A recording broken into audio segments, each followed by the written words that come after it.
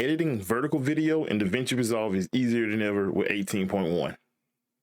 If you go down to the cog wheel down at the bottom right hand corner of DaVinci and hit project settings, within 18.1 only, as far as I know, which is something I actually mentioned in my last video, you can check this little box here and it will give you vertical video settings. So hit save, you'll see a timeline readjust for vertical video. And back in the project settings, if you check vertical video, go to image scaling here on the left, and go down to output settings, click the drop down menu.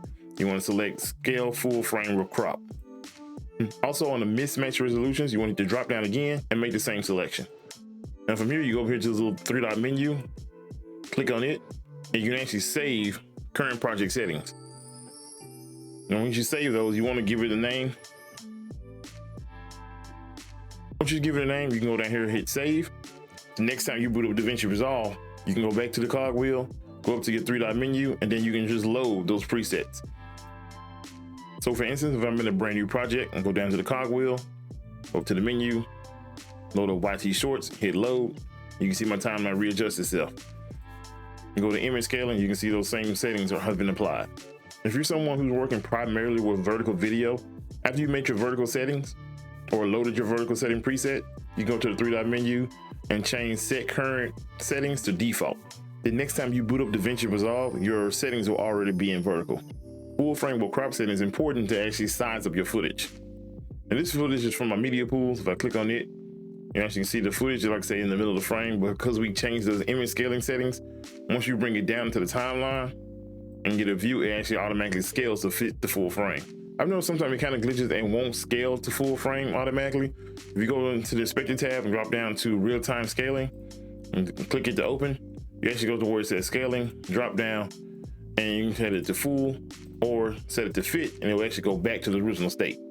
I actually go over that more in this video here. It's an older video, but it still applies, especially if you have not updated to 18.1. It shows you how to manually input the settings. I'll leave a link for it in the description below. Now, despite these timeline settings, one thing is confusing. If you go into Fusion and you want to edit your footage, it's going to display this footage in its original settings. If you go back to edit, right click and turn it into a new Fusion clip, or you can actually turn it into a compound clip. So if I hit Control Z, turn it to a compound clip.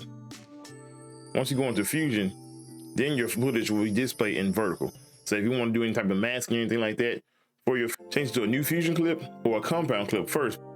Now again, I think this is only in 18.1, but if you hit the drop down menu, there's actually a number of different timeline resolutions for social media posting other than just vertical. You also have different square resolutions. You have 1080 by 1350, which is like the resolution I think Instagram used to use for Instagram TV. Now I think they pretty much post everything as reels now, but you have a number of different settings you can pick. You can also set them as custom presets as well.